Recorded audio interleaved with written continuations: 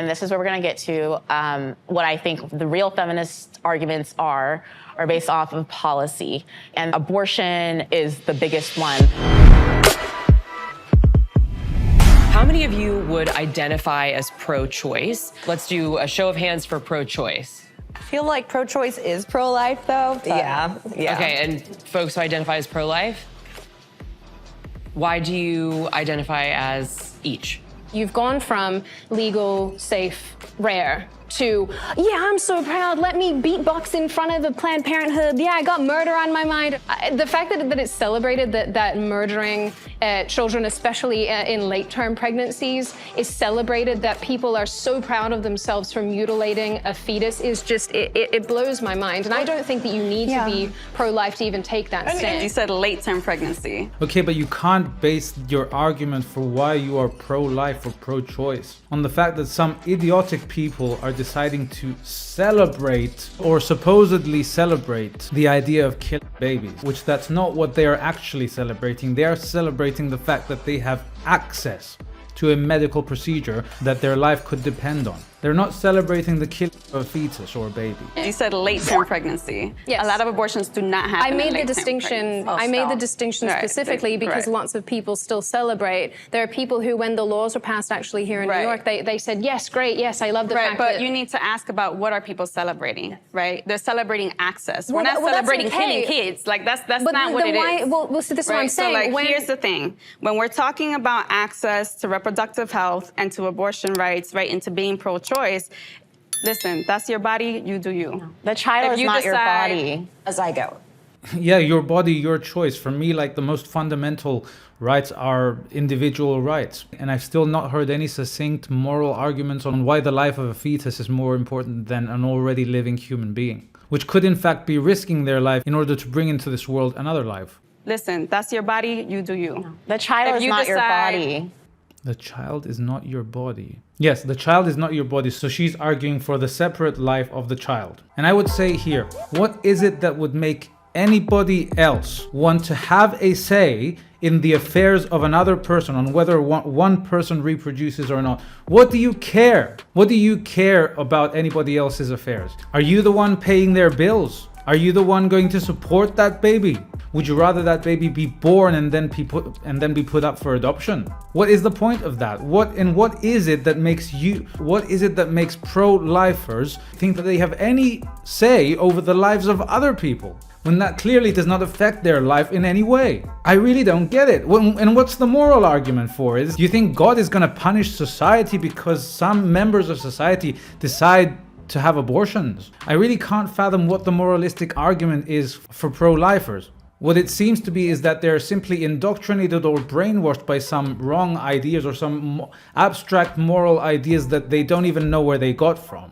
Basically, they just want to stick their noses in other people's business because the idea is abhorrent, and it is abhorrent to everyone. However, there are times when abortions are necessary and could be for the greater good. In fact, philosopher Arthur Schopenhauer, being a nihilist, would argue that it would be a tragedy to bring a life into this world anyway, because he saw the whole world from a nihilistic perspective, which of course I believe is completely wrong. But at the same time, we've also got to acknowledge that abortion exists in nature as well. I spoke about this in another video actually, in which I included a link to an article which shows the different forms that nature has of aborting fetuses. Sometimes the offspring are eaten by the mother. This, along with other forms of abortion that exists in nature. I will include that article in the description of this video. A baby. It's so scary for me to hear people calling like guns the biggest equalizer for women, but taking their choices away from them at a policy level. Why is that?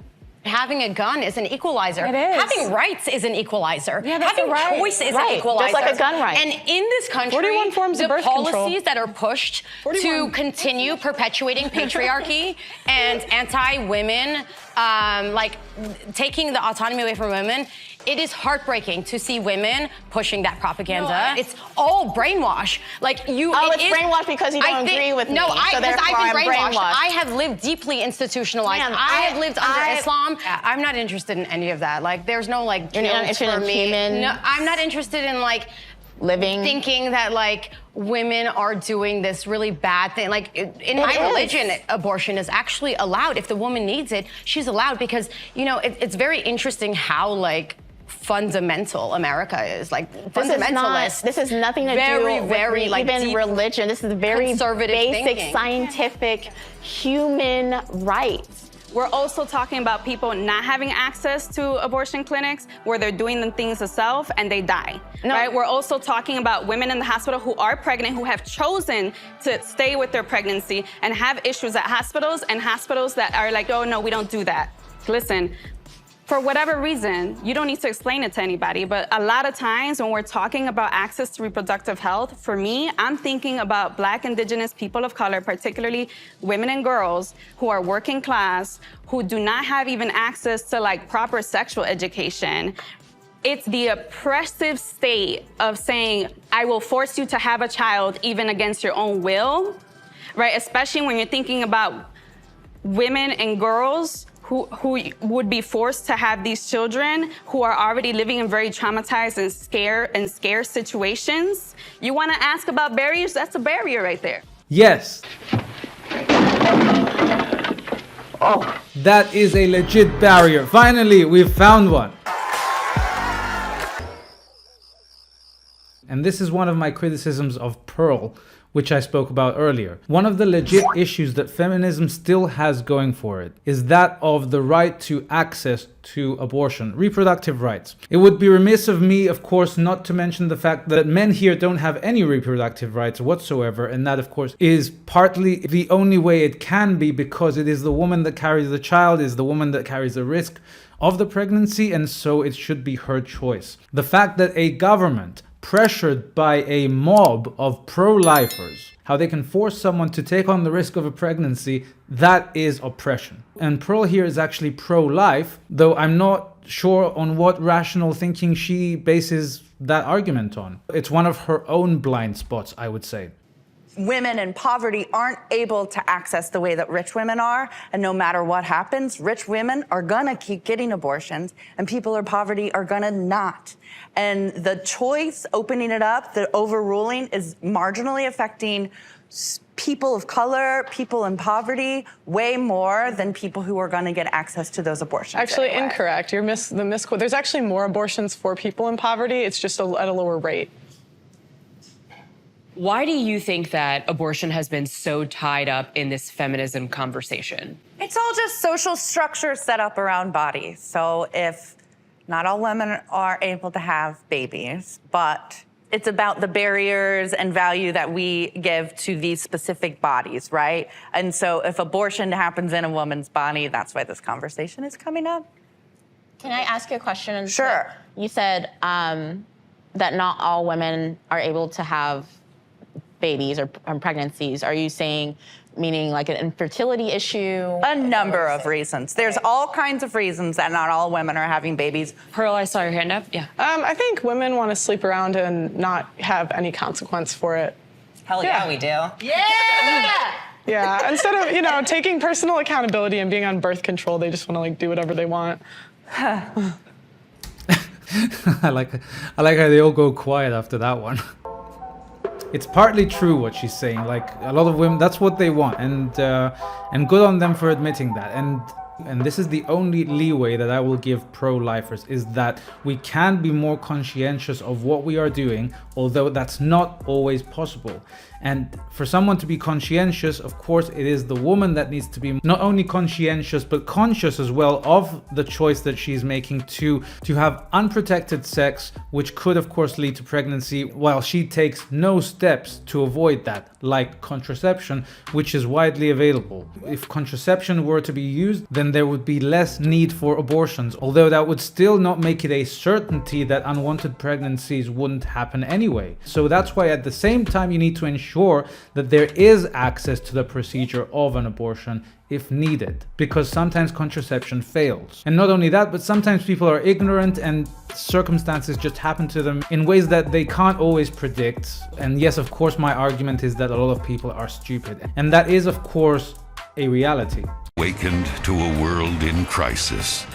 The economy was in a state of deep neglect. a great dust bowl had ravaged food supplies, and the #1 movie in the country was called Ass. And that's all it was for 90 minutes. It won 8 Oscars that year, including Best Screenplay. And that's not to be controversial, that is just a reality. You say this like it's I a think bad that's flippant. thing. Yeah. It almost sounds like you said. Can I also ask, do you have any care to empower women, or is disempowering women part of your steez? To see this as shame, insult, guilt need to be right. Okay. Why is it empowering to sleep around? No, Why is what that I'm empowering? saying is I feel like you do take the way Why you is it speak on disempowering? women is very sort of women just don't want to do this. Women just don't have this. Women just wanted this. Maybe I should and I change my wonder term. why Maybe I you should have say- so much hatred towards I women. don't hate Where women. does that root in? It I sounds don't hate like women. you do. I am a woman. Pearl is very judgmental of a lot of women, and I'm not exactly sure where that actually comes from. I would hope to get the chance to perhaps talk to her about this at some point. But even from my perspective as a man, she does actually come across sometimes as misogynistic, though I'm not sure how conscious she is of that fact. Anyway, I can't claim to know why, but that's how she sometimes comes across. And this is what this other woman is pointing out here. That doesn't mean you don't have I could be self-hate. black and still be internalized racism. Exactly. Like, I'm saying specific things that you're saying, women don't want to work, women don't want to this, women want to sleep around. Where did you learn these belief systems from? Because, okay, the question was, why does abortion keep getting brought up? 40% of women that have had abortions have had 2 or more. 40%. Good for so, them. so what does that say to me? That means you're using it as a form of birth control, and they don't track the 60%. What to kind see- of Wait, can you let me finish? They don't track the 60% to say who in the future has abortion. So to me, it's why are they dying so hard for abortion? They want to sleep around with no consequences, even though you have 41 forms of birth control. Who does that benefit? I don't think that benefits women. I think actually that benefits men because it means that men can have sex with you without consequence. That still doesn't answer the previous point that I was making of the reasons why it seems like she might come across as misogynistic. I think is the fact that what she has been doing as a woman is pointing out to other women some things that those women may not be aware of within their own perception and conception of reality. By the way, I'm definitely not saying that she is a misogynist. I'm just saying it can come across as that, and that's what these other girls are arguing here. Who does that benefit? I don't think that benefits women. I think actually that benefits men. Actually that benefits men. We can't have that. Because it means that men can have sex with you without consequence. It means that you can sleep with whoever you feel like, great, but there are consequences because women are the ones who get pregnant and carry babies and give birth. It's very binary version of yes, sex. because sex is binary, but please let me finish my point. Oh God. It's tricking women into thinking that aborting a pregnancy, terminating pregnancy is something to be celebrated, when in reality, for a lot of women, especially those who are doing it under duress, say that they've been raped, or that, in the small circumstances where something really traumatic has happened to them, that's a medical decision. Or say that they're miscarrying and then they have to, have an assisted termination. That's a medical procedure. It's not a celebration of, oh, look at the.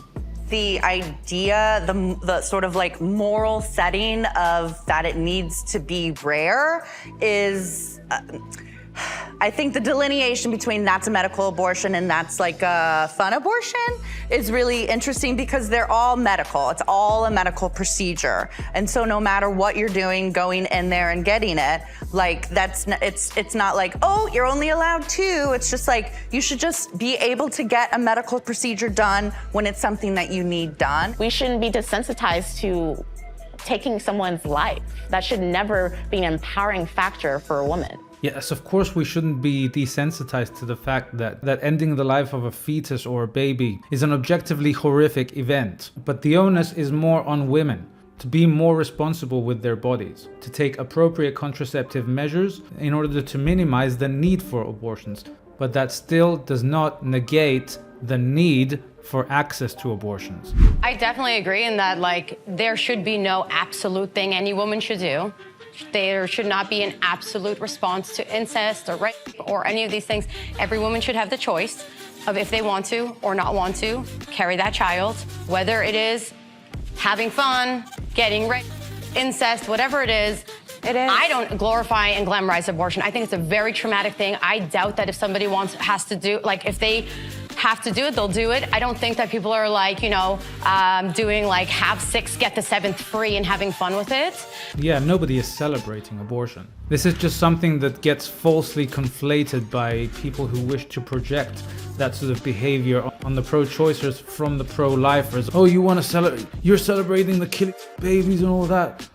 You must be horrible people. Where in actual fact is the fact that the pro-lifers are completely ignorant to the complexities and the nuances of the various factors that could be at play here that may in fact give rise to the need for an abortion. Like the risks to the woman's body.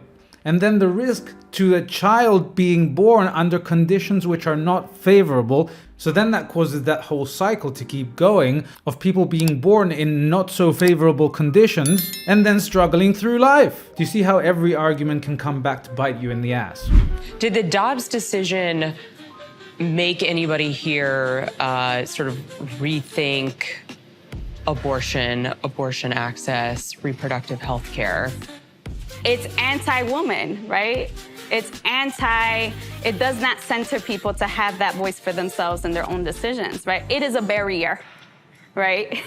It's if giving we more. Put it that way. It's giving more agency to women because it's moving it back to the state level. So locally, but why would the state have the ability to tell me what to do? Because it does in multitudes have that of power. Areas. If you take out the viewpoint that life begins at conception, which is a really big defining principle for both the pro-life crowd, who very, very, vehemently believe that, and then obviously a lot of the pro-choice crowd do not believe that. Taking that out of the equation, you do not have just whatever kind of autonomy you want as a person. It's regardless of male or female. You can't just have free run to do whatever the hell you want. That's not how society operates. So this is such an annoying argument. She's basically referring to the social contract, that if you're going to be part of a society, then you have to abide by the rules that make sure that that society is safe. We had the biggest example of this happen in recent years with the pandemic, which caused, as we know, a big debate between people about sovereignty over your own body, on whether to get jabbed or not. Now, regarding the social contract, I absolutely agree